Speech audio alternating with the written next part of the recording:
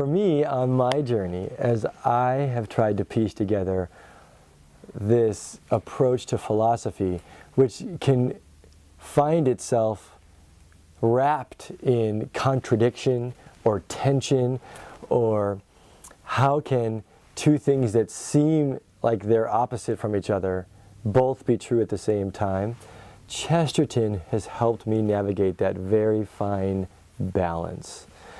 And I would say that an understanding, at the very least a very basic understanding of paradox, is essential to unlocking and making sense out of the way that I teach philosophy, the way that I do this whole worldview with silly strips or this broken, fractured masterpiece painting or a sword that's broken that we're trying to put back together. Like, if we don't have paradox, we're going to fall into the same trap that so many students, let alone philosophers and brilliant minds, have offered us as human beings. Paradox, at its core, is what I tell students is a seeming contradiction that makes sense, that really provides understanding when we look at it from, I'm going to call it a higher plane of thinking, but really it's a different way of seeing. It's a different way to see what appears to be a contradiction. Now, a contradiction is a contradiction.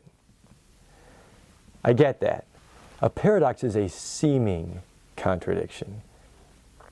Now, I could give you a nice list of paradoxes that can help, but really our job as teachers, my job as a teacher, is to help students understand this tool of paradox.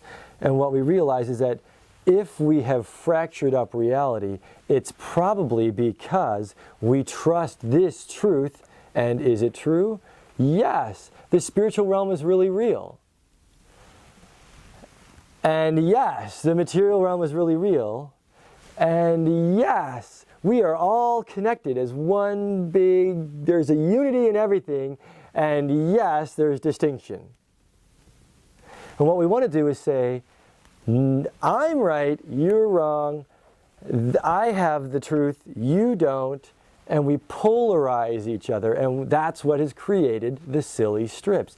That is why we cut up the masterpiece into 4 little sections in many respects, is we want to say, I've got it, you don't. I'm going to call paradox the glue.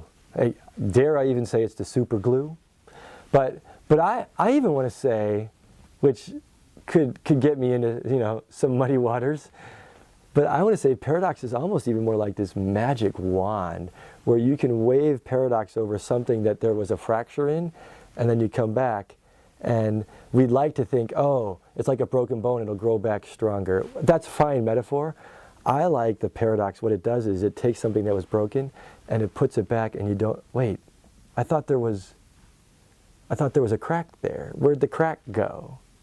Because what paradox will do is allow for the distinctions, but also allow for the unity. And so sure, there's a distinction, but we do not want, when we piece together the painting of the Last Supper that we chopped up into 4 parts, we don't want there to be 4 lines down it. When we've taken Christ's garment that was without seam, we don't want to just stitch it back together and have this patchwork quilt.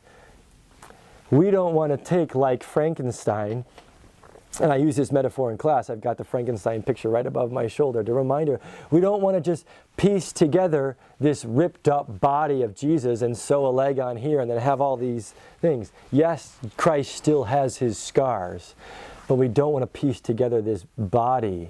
We want this living, breathing body that is unified and whole. So paradox allows us to see the distinctions, yet also allows the unity, thus paradox. So as I try to teach this, got to help students understand that there will be tension.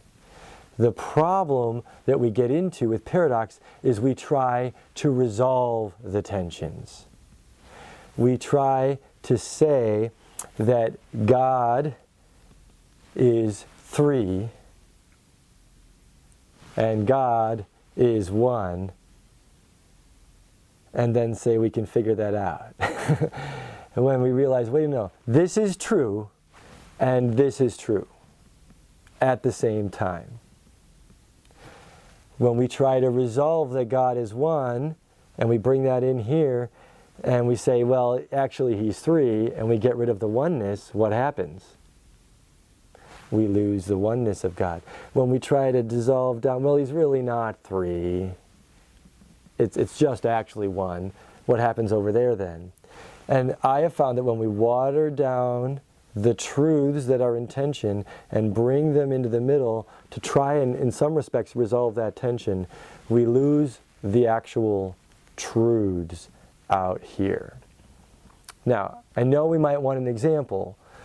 That's in the book, that's in the course, that's the process that we need to deliver and dialogue with students about, and that's the journey we need to go on. The key here is to not try to resolve it. And so, if I can bring it back to surface, we want to say, oh, hey, idealists, you know what? Yeah, actually, there is a perfect standard out there, but the truth is, there's also relativity. And there is this sense that beauty is in the eye of the beholder. And we say, you know what, no, there is no moral absolute. We come down in here and that there is moral relativity. There is relativity. Well, wait a second.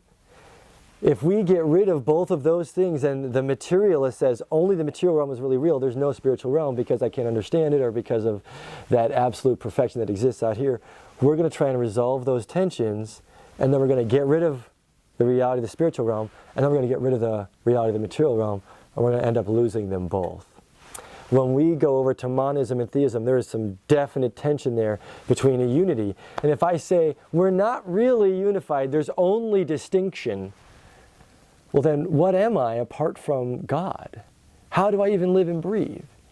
And actually, we really are connected. I can't deny the fact that there are, on the atomic level, there are electrons and hydrogen and all that kind of stuff. Ask some chemist what's connecting me and you and even the camera right now. Like, there is that.